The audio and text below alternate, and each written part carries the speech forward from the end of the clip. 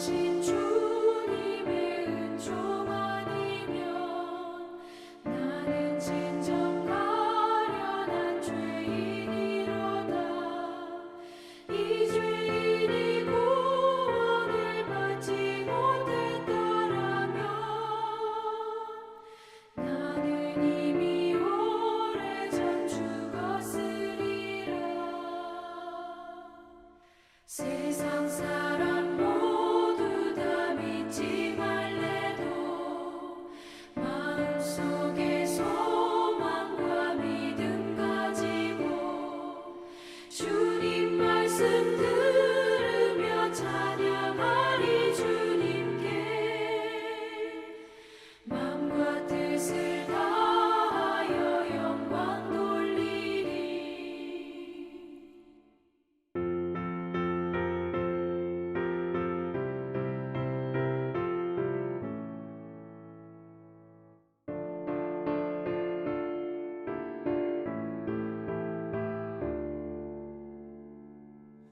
주님 나의 선하신 목자 되시니 모든 죄와 두려움 사라지도다. 기쁜 마음 가지고 주와 함께 가면서 힘써 사랑하면서 봉사하리라. 하나님은 우리의 거룩하신 왕, 영원하신 진리의 말씀이시니 가난하고 연약한 나의 영혼 살피사 주와 함께 숨쉬며 살게 하소서. 사랑하는 체험과 비움의 교회 성도 여러분, 2026년 8월 11일 화요일입니다. 오늘 우리가 함께 읽고 묵상할 하나님의 말씀은 구약성경 이사야 24장 말씀입니다. 오늘 1절부터 13절까지 함께 읽고 묵상하는 시간 갖도록 하겠습니다. 1절부터 함께 읽겠습니다. 여호와께서 땅을 공허하게 하시며 황폐하게 하시며 지면을 뒤집어 엎으시고 그 주민을 흩으시리니 백성과 제사장이 같을 것이며 종과 상전이 같을 것이며 여종과 여주인이 같을 것이며 사는 자와 파는 자가 같을 것이며 빌려주는 자와 빌리는 자가 같을 것이며 이자를 받는 자와 이자를 내는 자가 같을 것이라. 땅이 온전히 공허하게 되고 온전히 황무하게 되리니 여호와께서 이 말씀을 하셨느니라. 땅이 슬퍼하고 쇠잔하며 세계가 쇠약하고 쇠잔하며 세상 백성 중에 높은 자가 쇠약하며 땅이 또한 그 주민 아래서 더럽게 되었으니 이는 그들이 율법을 범하며 율례를 어기며 영원한 언약을 깨뜨렸습니다. 그러므로 저주가 땅을 삼켰고 그 중에 사는 자들이 정죄함을 당하였고 땅의 주민이 불타서 남은 자가 적도다. 새 포도즙이 슬퍼하고 포도나무가 쇠잔하며 마음이 즐겁던 자가 다 탄식하며 솟구치는 기쁨이 그치고 즐거워하는 자의 소리가 끊어지고 수금 타는 기쁨이 그쳤으며 노래하면서 포도주를 마시지 못하고 독주는 그 마시는 자에게 쓰게 될 것이라. 약탈을 당한 성읍이 허물어지고 집마다 닫혀서 들어가는 자가 없으며 포도주가 없으므로 거리에서 부르짖으며 모든 즐거움이 사라졌으며 땅의 기쁨이 소멸되었도다. 성읍이 황무하고 성문이 파괴되었느니라.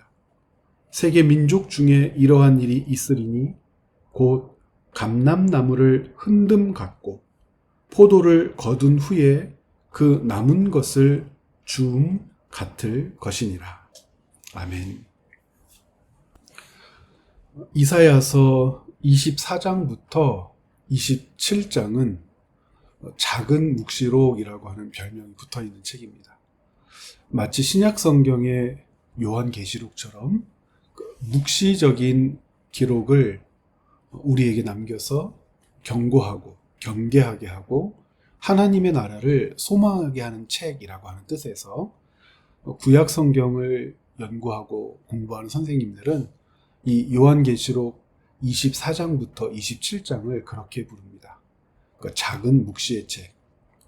그런데 어떤 분들은 묵시의 책이라고 하지 않고 조금 더 강력하게 하나님께서 이 땅의 종말을 우리에게 가르쳐 주시는 종말의 책이라고 부르기도 합니다.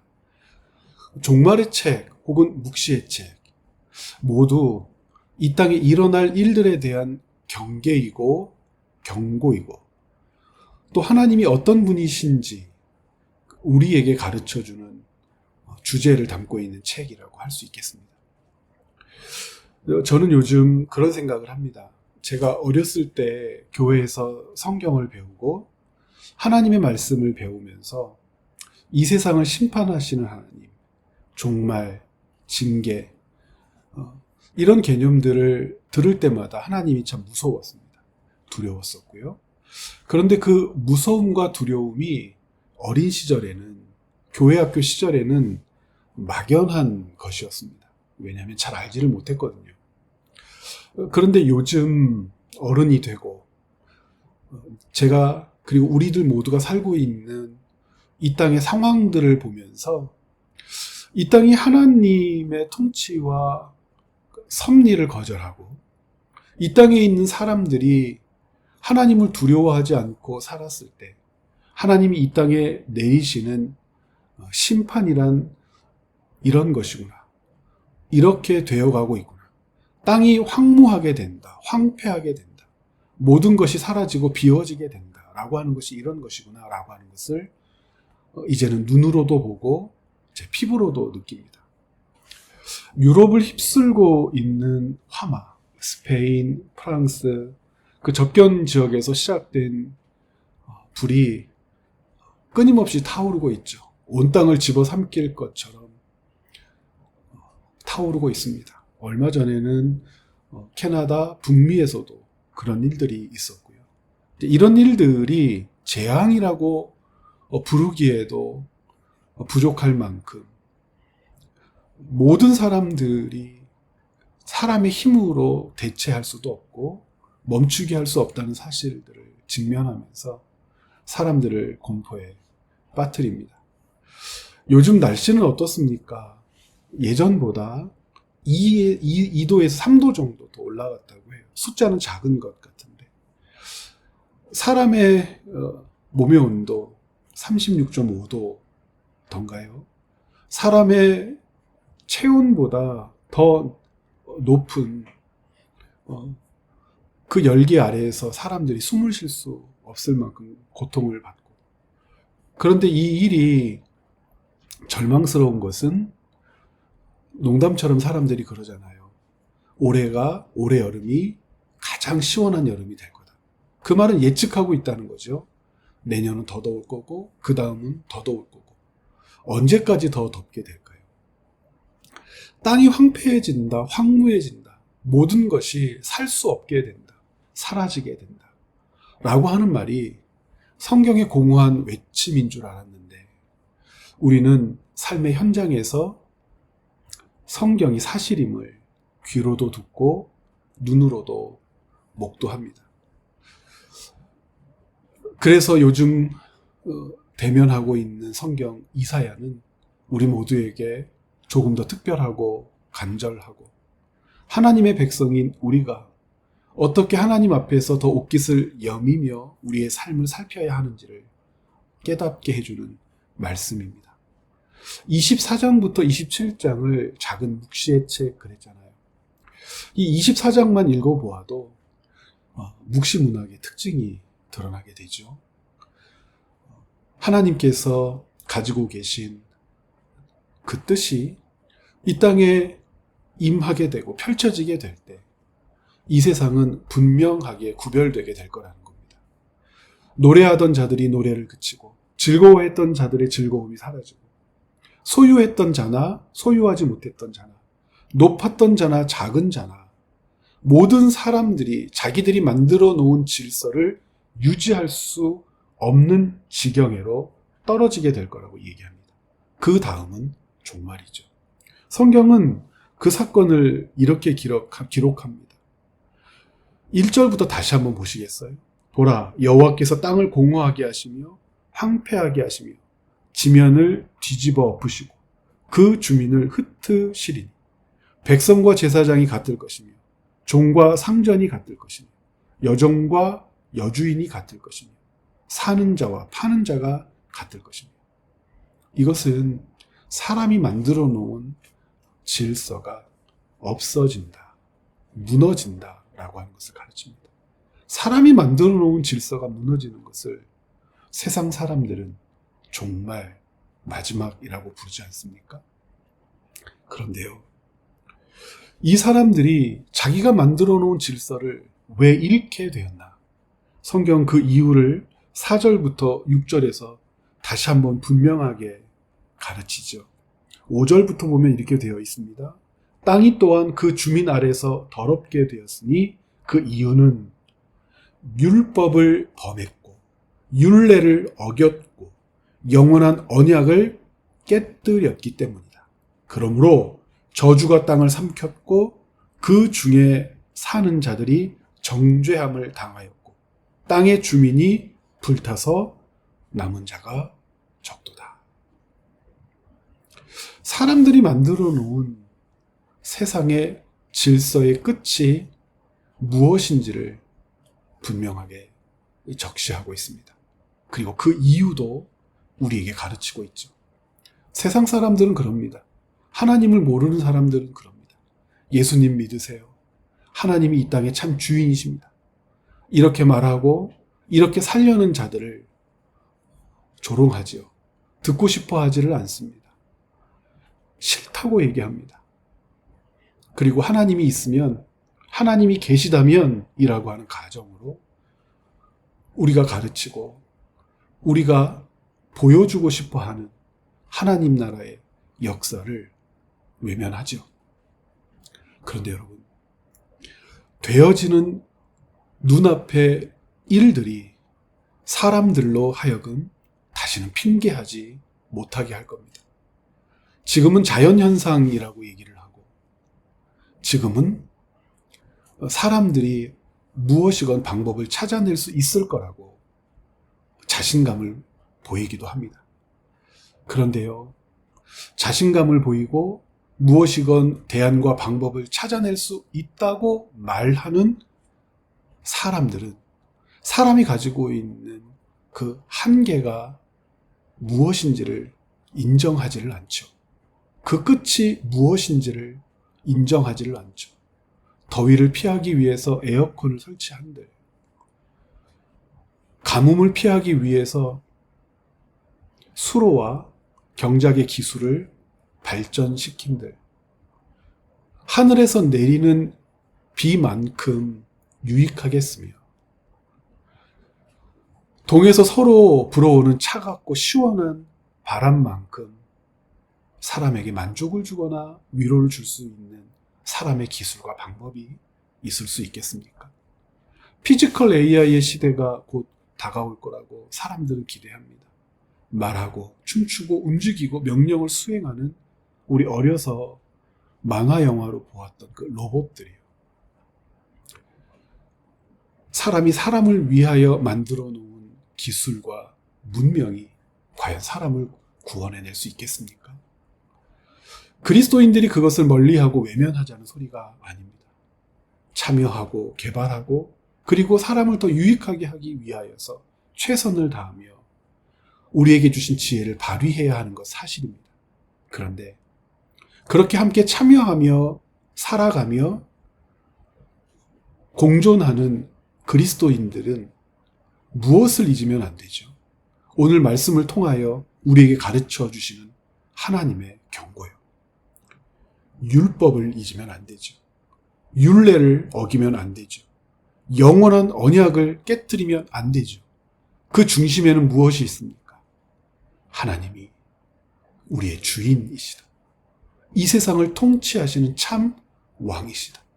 하나님의 법과 진리, 섭리와 통치가 아니면 이 땅은 결단코 보존될 수 없다. 이 마음으로 세상을 살아내며 세상 속에 들어가며 세상 사람들을 돕고 우리에게 주어진 소명과 우리가 감당해야 될 직무를 행하는 것은 그래서 너무나 소중하고 너무나 중요한 것입니다.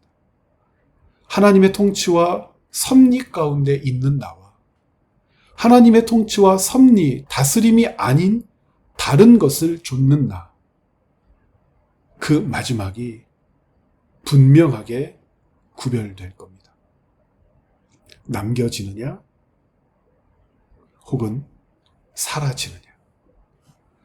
이 묵시의 책을 읽어내는 동안 여러분들에게 주어진 하나님의 소명, 소임이 무엇인지를 깊이 묵상하고 다시 한번 붙잡아내시기를 간곡히 부탁드립니다. 하나님이 통치하고 다스리는 내가 하고 있는 일이어야 합니다. 그래야 그것이 존재하는 의미가 있고 그렇게 나타나야 할 이유를 찾을 수 있고 그렇게 행함으로 바라보아야 할 우리 삶의 가치가 분명하게 목격되게 되는 것입니다. 사랑하는 여러분, 기억하십시오.